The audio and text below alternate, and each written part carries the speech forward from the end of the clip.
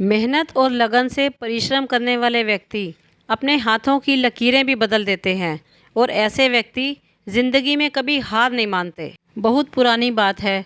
एक जंगल में एक गुरुकुल था जिसमें बहुत सारे बच्चे पढ़ने आते थे। एक बार की बात है, गुरुजी सभी विद्यार्थियों को पढ़ा रहे थे, मगर एक विद्यार्थी ऐसा था जिसे बार बार समझाने पर भी समझ में नहीं आ रहा था। गुरुजी को बहुत तेज़ से गुस्सा आया और उन्होंने उस विद्यार्थी से कहा, ज़रा अपनी हथेली तो दिखाओ बेटा।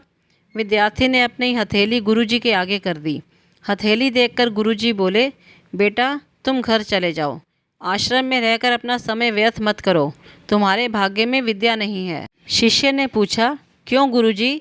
गुरुजी ने कहा, तुम्हारे हाथ में विद्या की रेखा नहीं है।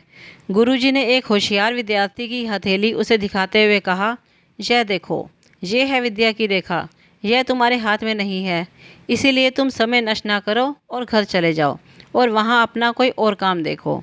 यह सुनने के बाद उस विद्यार्थी ने अपने जेब से एक चाकू निकाला जिसका प्रयोग वह रोज़ सुबह अपनी दातुन काटने के लिए करता था। उस चाकू से उसने अपने हाथ में एक गहरी लकीर बना दी।